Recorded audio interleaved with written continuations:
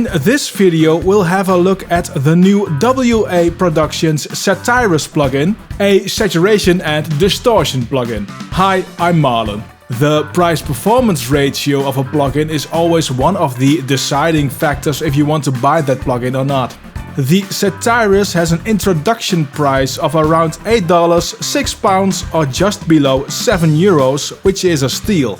Link to the plugin is in the description below. So the price is right, but how about performance? It's a simple plugin, 2 dials and a mono stereo switch.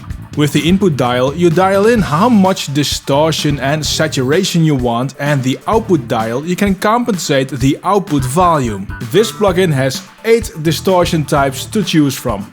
You have power distortion. This one is the most extreme of them all.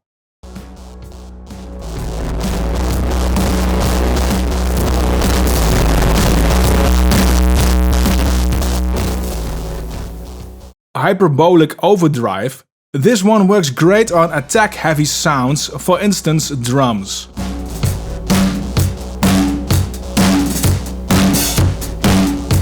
Circular projection works great on low-frequency instruments like this bass.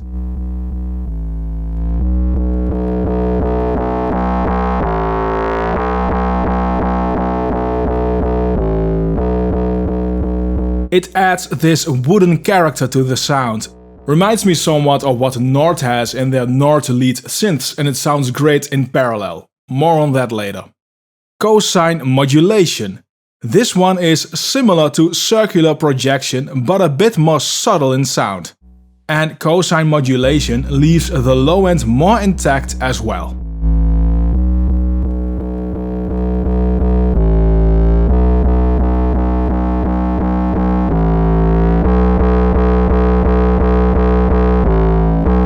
Logarithmic Coloration.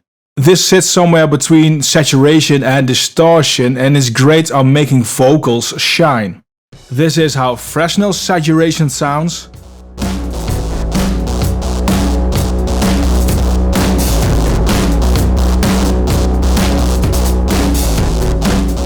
This is Satiric Crunch. This blends the Fresnel saturation with the grit or crunch of a distortion. Fresnel distortion is not the same as Fresnel saturation. Fresnel distortion has its own sound and can be used on pretty much any audio.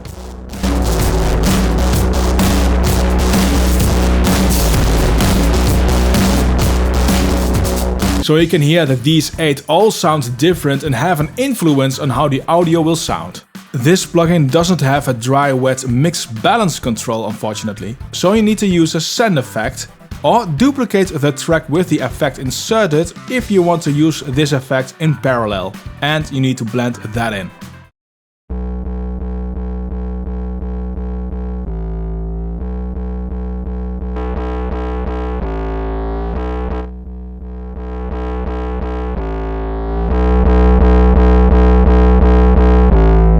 I didn't have any issues with phasing doing that, so this is a valid workaround. But I'd rather have a mix control instead of a mono button, seems more useful. I also had this bug or quirk with the plugin. The power distortion gave me this feedback after a while, regardless of what setting I used.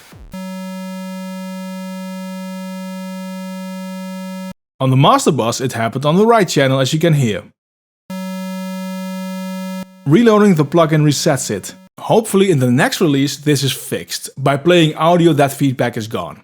The plugin also seems to clip or hard limit the audio. When you fully crank both input and output, I'm not going over 0 decibels on the instrument bus in Cubase.